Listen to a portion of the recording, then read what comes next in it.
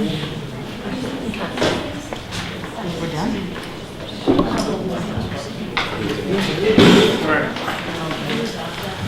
All right, so I won't pretend that this is going to be a short one and then have to take 40 minutes. So if you could, maybe just for everyone, if you could just stand up, kind of just stand up. Everyone stand up. Come on, help me stand up. Stand up. Just stretch your arms. We've been sitting for a little bit. I'm not going to stand up and walk. Yeah, don't stretch your arms. Presentation. I didn't have the slide.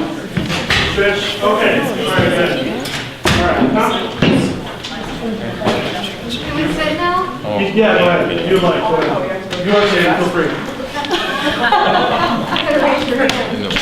All right. This is the 2011 tax levy presentation. Those of you, I did this a couple years ago to kind of help understand what the tax levy process is. I kind of revamped it a little bit. Apologize in advance. This is the longest presentation that I'll ever do. But hopefully it'll be helpful. The levy is a crucial part of the district's finances. Last fiscal year, our levy made up, I think, close to 80% of our total revenue. That's a big chunk of the money that's coming into the district. And I think it's important to understand the levy and to consider all the components that go with it, because this is a significant part of our budget. Also, we have new board members that have never gone through the levy before, so hopefully this will be helpful to you and informative for you, and also to everybody here, for you guys to understand as well. This is going to kind of be a tax levy 101, I guess you could say. This is going to be very basic. Almost everything that I'll present to you here, we could go into much more detail about, but for the purposes of brevity and just for overload of information, we're going to keep it basic. And it is basic, so please don't get intimidated. All right. First, I want to take a look at what this presentation is going to entail. First, we're going to start off with the definition of terms. There's a lot of terms that we use in school finance, and unless you're very familiar with them, you may not understand them and be confused. And so let's just start out with an even playing field to know what we're talking about. Then we're going to look at the history of our district. We're going to look at the history of our values, our tax rates, the money we've gotten, and some other information.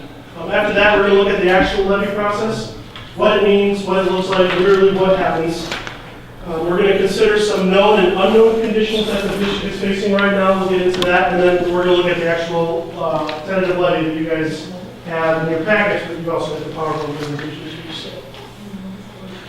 All right, now for a definition of terms.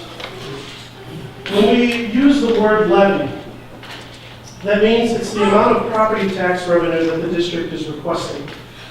The key to understand when we use the word levy is it's a request that you're asking for it. It's not the money that you're going to get. It's like a Christmas list. You know, I've learned very well over the years that everything I put on my Christmas list I don't always get, but it's the Christmas list is something I'm asking for. On the flip side, the extension, when we use the word extension, that means the amount of money that the district is actually going to get. So those two are hand in hand. Levy is what you ask for, extension is what you get. EAV, that's a word that's, we use that a lot as an abbreviation for equalized assessed value. Basically, it means around 1/3 of the fair market value of the properties that are in our district.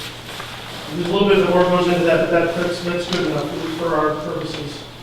New property. When I talk about new property, and especially in the levy process, we're talking about new construction that happens in Winthrop Harbor, or it could mean new property that has come into our district, either by, you know, so now there's a house on the tax rolls, or there's an annexation. Like Beach Park, we had one a couple years ago. Yes, ma'am. When I finished. Okay. All right. So like an annexation, that would be included in new property because that's property that wasn't there before.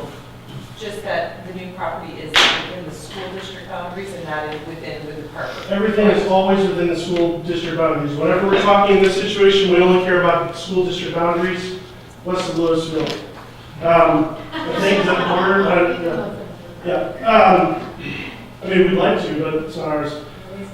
All right, tax rate. When we're talking about tax rate, it's the rate applied to the EAV, so it's applied to the assessed values to result in the extension. Remember, extension is the money that we get.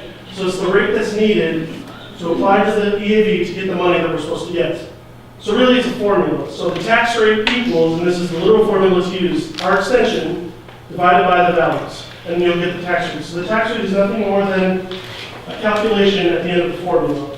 It's not something that the district, we don't set the tax rate, we don't really have anything to do with that.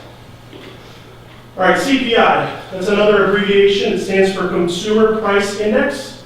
More specifically, for the school districts, it's called All Urban Consumers. That's the one you look for. It's set by the Bureau of Labor Statistics, and if you go to their website, you'll see a bunch of CPI numbers. You'll see CPI numbers all over the place. The one to look for that has to do with us is CPIU, which stands for All Urban Consumers. So you look for those words on there. That basically stands for rate of inflation. So keep that in mind. All right, now we're going to look at some history. We're going to look at the history of EAV, or the assessed values in our district. We're going to look at the history of our new property, our extensions, tax rates, and CPI. All right, here is our EAV history for about the past almost 20 years. It's kind of hard to see the numbers there, but just look at the line. You guys have numbers, hopefully you can see it. I got reading glasses, I guess we could borrow, but you can see over time, the EAV has basically steadily increased, except starting in 2008, 09, and 10, it's gone back down. That's the history of this. So this is everything that's in the past that you've kind of seen. And from other people that I've talked to, I haven't been around that long, but the past 3 years has been a little bit unique in the sense that they don't recall ever seeing EAVs decreasing. But that's the period that we're in right now. The next one is new property. New property. So new property coming into the school district. For a while, you can see it varies between about 2 million to 1 million. Then it shot up a whole lot in 05. Why did it shoot up in 05? The annexations from Beach Park. So that gets added into our new property. For that year, we had a whole bunch more. Then it kind of went down a little bit, and then it tanked the last couple of years, and that's because there hasn't been a whole lot of new property going on in Lincoln Park. Not a lot of new construction, and we're not going to get any property from anybody else right now. So that's what the history has been for our new property. Our extensions. So this is the money that is extended to us from the county, and the history for the past 20 years. You can see it go. When you see the big jumps there, that's because of either two things. One, the annexations that we got that get added to the tax rolls that gives us more money, but also referendums. So if you see in 05 and 06, there's a pretty big jump. So when the referendum passed, it went into effect. So we got more money. That's the whole point of a referendum, is for the district to get more money. So it makes sense that it went up.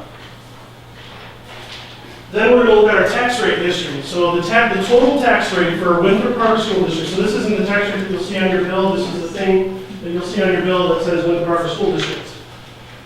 For the past 20 or so years, it's varied, between, or somewhere it's hung around 2.7. The past couple of years, it's gone up. And the reason it's gone up is because EAV goes down.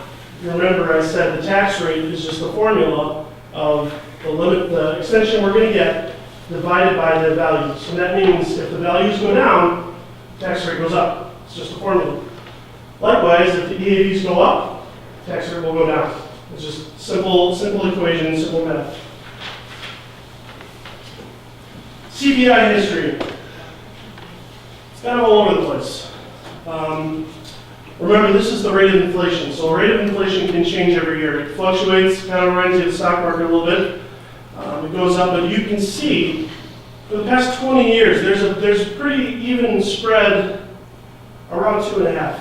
The average actually for the last 20 years is almost exactly 2.5%. But you see a peak in 2008 when it was 4.1, and then it tanked to 0.1 in 09. And that was basically almost zero, because people allege that it'll never be zero, so they made it 0.1, which in effect is zero. It's not much money.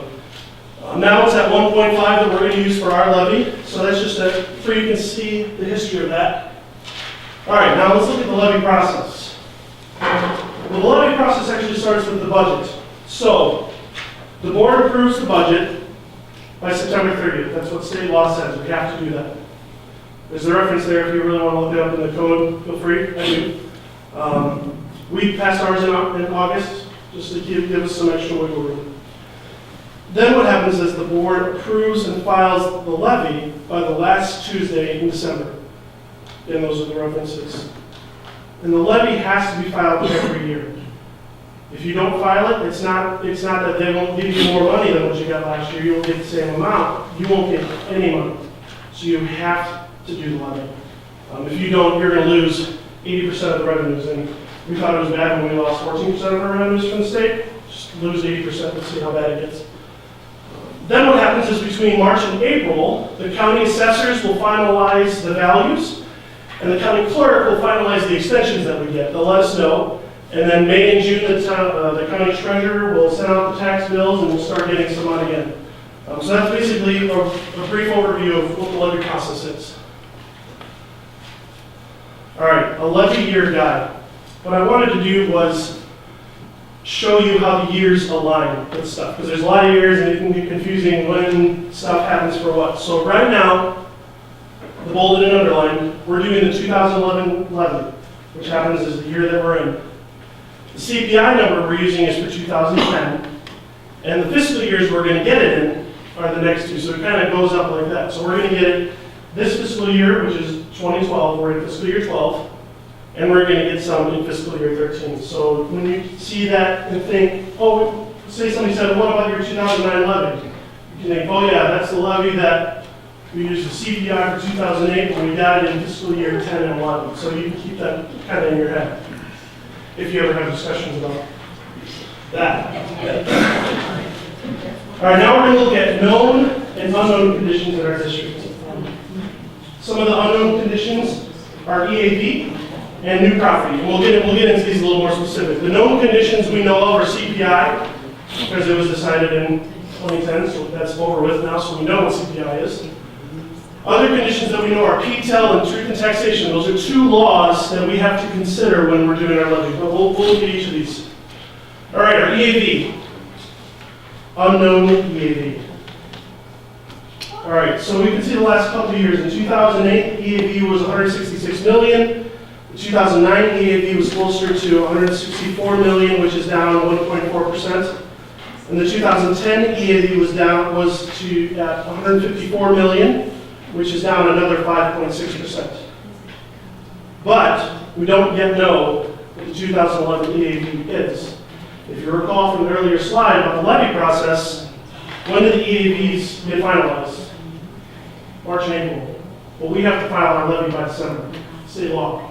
So we have, in order to file a levy, we have to kind of know what the EAV is, but we won't know. So the only thing we can do is make a guess. But it's not just a willy-nilly guess, we can make educated guesses. And the best sources for those are the assessors. We have a local assessor. If you talk to him, he'll say the EAVs are going down 10%. County assessor says they're going down about 12.5%. Which one do you use? Does it really matter? That takes a little bit of wisdom. But the reality that we have to face with all of this is that EAV is going to go down. The only question is how much. So along with EAV, the other thing we don't know is new property. We don't know yet, and we won't know until March and April, right? Because that's when all that stuff gets finalized. 2008, it was just under 2 million. 2009, it was just under 1 million. 2010, it was 122,000. Which, I mean, I don't know, it probably can't go negative, because you can't have negative new property. So what you have to do again is an educated guess. Talk to the county assessor, they're saying somewhere around 200,000. We know that Spring Bluff is going to come back on our tax rolls. That's a little over 50,000 some in assessed value, so that's going to get added to our new property. But we don't know, and we won't know until March or April. So the best guess could be 200,000. But the fact to know is that you're going to have very low new property. That's the expectation we have. All right, now the stuff we know. PTEL. PTEL might be something you've heard before. And maybe you know, maybe you don't know. PTEL is an abbreviation, and it stands for the Property Tax Extension Limitation Law, also known as the tax cap. Well, just look at that definition for a second. So it's the Property Tax Extension Limitation Law. It limits our extension. What's the extension? It's the amount of money the district is going to get. Not the amount of money we ask for, it's the amount of money we're going to get. So this law came in and said we're going to limit the amount of money you get from property taxes. But what exactly is limited? Is everything limited that the district asks for? almost. The things that are limited are listed there: education, operation and maintenance, transportation, IRF, and social security. The extensions of those are limited, which also means capped. You can use those words interchangeably, limited or capped. The CL IRF levy that you'll see later on your sheet and the bonds are not limited. They're uncapped, meaning they do not fall under the rules of PTEL, which basically means theoretically they could increase a lot, but they won't because we can only really ask what we need. How? How does it actually limit it? I mean, so it says it limits, but literally how does it do it? What it does is it calculates this thing called a limiting rate. And what it uses a number of different, I'm not going to get into like the exact formula, but it uses your prior year extension, it uses EAV, it uses new property, it uses CPI. But remember, we don't know what EAV is going to be yet. We don't know what new property is going to be yet, so we have to guess what those are to do that. So it calculates this limiting rate and then applies it.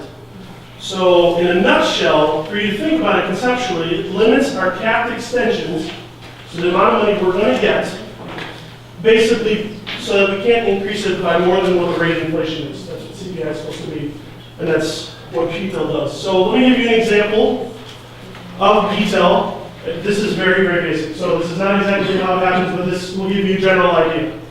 So let's take two scenarios, one tax capped and one non-tax capped. Both of them will say they had a prior year extension of $5 million, capped extensions. EAV increases 10%. Let's say that happens. It'd be nice, but not going to happen now, but let's say that happens. And the tax capped CPI is 1.5. So the extension is calculated by taking prior year extension, which is $5 million, times 1 plus the 1.5%, which will give you $5,075,000. Let's look at a non-capped situation. Same thing, prior year extension is $5 million, the EAV increase is 10%, but in this case, CPI doesn't apply because it's not capped. Then the extension would be calculated by the $5 million times the 1 plus the 10% increase in values, which would give you $5,500,000. So you can see the PTEL limits the amount of property taxes extension we're going to get. In this case, it limits it by $425,000.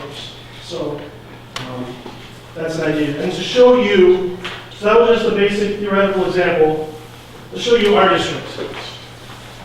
You probably can't see the colors very well, but the top line, since PTEL has gone into effect, is what our extensions would have been if PTEL never existed. That's the top line. So you can see it's top and above.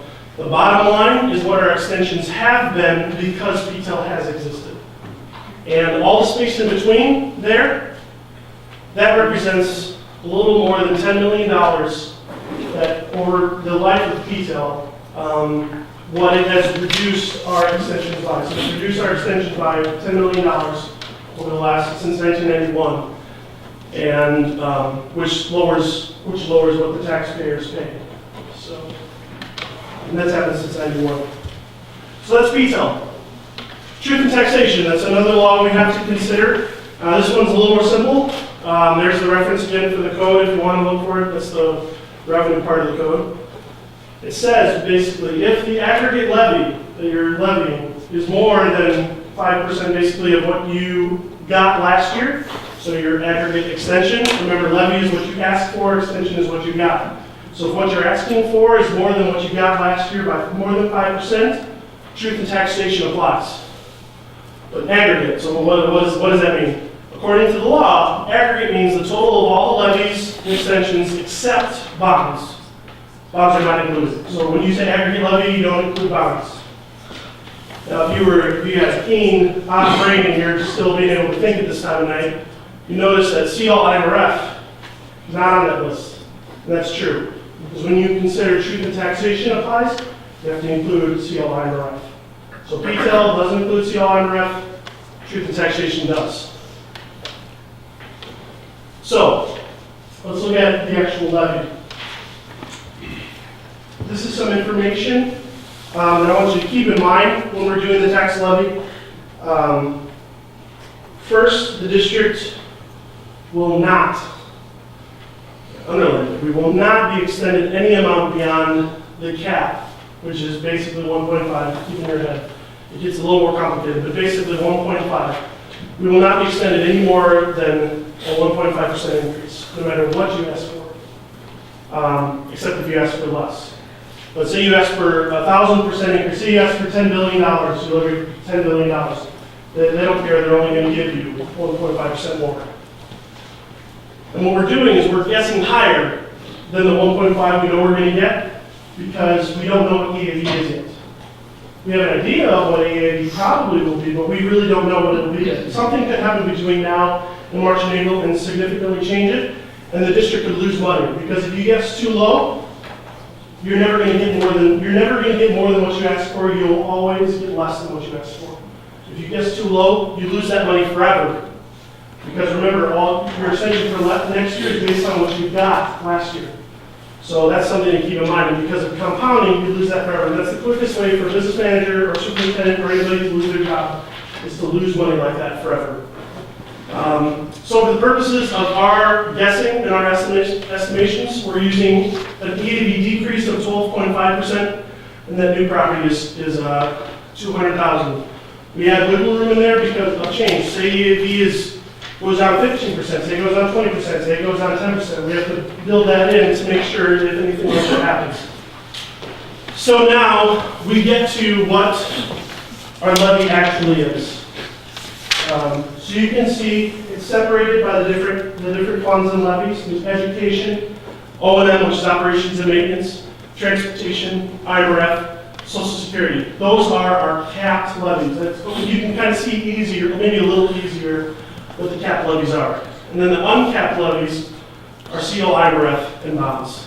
So we have listed the 2010 extension. You can see what our extension is there. And then you see our 2011 levy.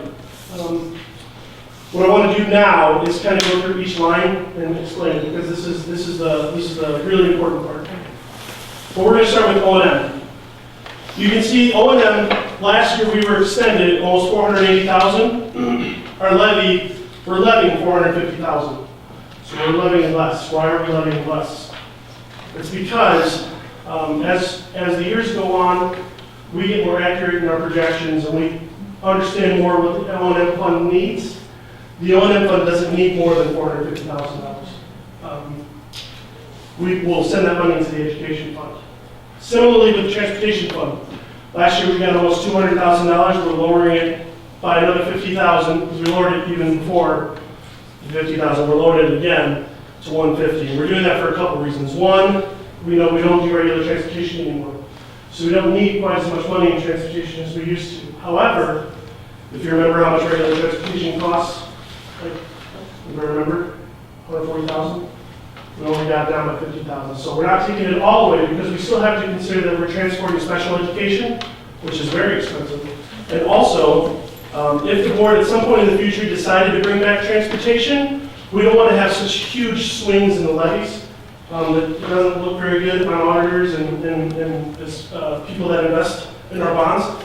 You don't want to see huge swings, so you kind of make small adjustments to kind of move you more towards where you want to go.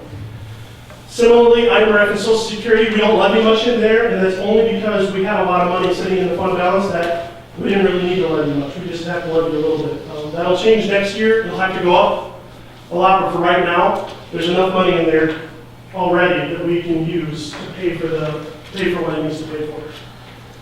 Then, all the money that we took out, and a little bit more, is going to go back into the education fund. And the education fund truly needs as much money as it possibly can.